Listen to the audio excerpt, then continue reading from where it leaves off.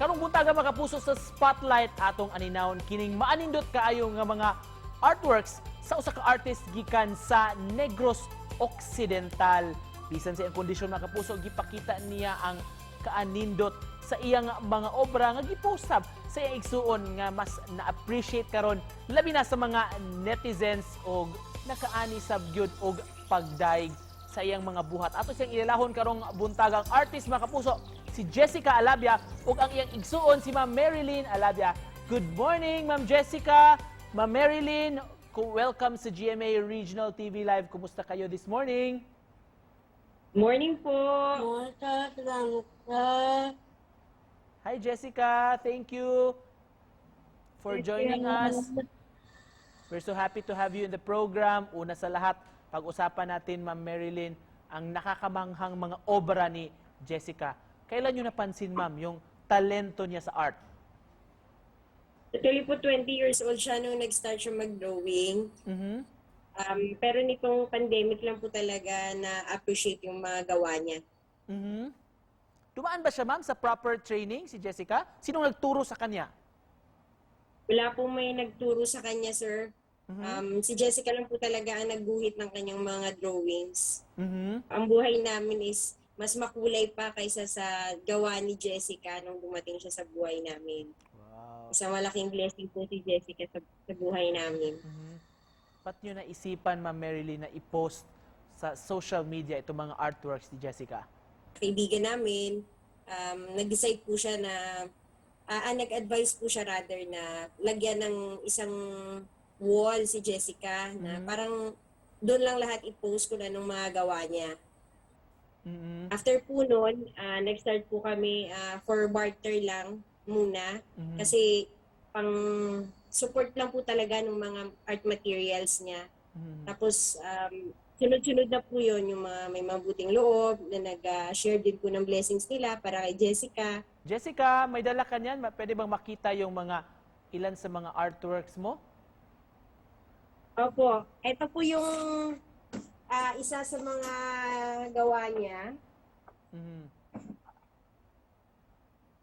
Wow.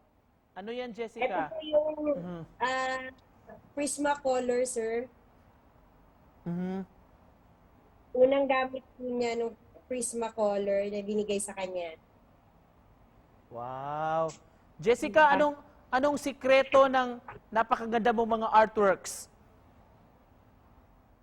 Ito po, meron din pong iba. Ayan. May mga gusto pa, Ma'am, na magkaka-interest na bilhin itong mga obra ni Jessica. Kanino sila makikipag-coordinate, Ma'am? Anong proseso nyo sa... Yes po. Follow lang po nila yung Jessica's Art. Tapos pwede din po sila mag-message doon, sir. Kasi yung isang kapatid namin, siya po yung tumututok doon. Jessica, good morning. Good morning. Morning. Good morning. Do you like art, Jessica? Like art? Hi. How do you... Sino yung inspiration mo sa mga paintings mo? Sa mga gawa mo? May magawa po siya na parang tribute po niya sa mga magulang namin kasi wala na po kami mga magulang. So may isa po siyang painting na ginawa niya para sa nanay at saka sa tatay namin. Jessica, greet mo naman yung mga fans mo sa TV. Salamat. Salamat. I love you. Love you. Thank you. Wow. That's very nice. Lastly, Ma'am, to cap this off, Ma'am Marilyn, on behalf of Jessica, anong gusto mong sabihin na mensahe sa ating mga kapuso na nanonood right now, Ma'am?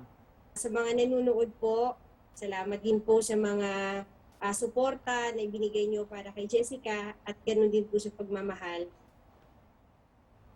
Thank you so much for joining us. We wish you well, Ma'am. Ingat kayo dyan sa Negros Occidental. Makapuso ang, of course, dalaygon kayong artist, si Jessica Alabia, o yung igsuon, si Ma'am Marilyn. Thank you so much, Ma'am. Thank you po.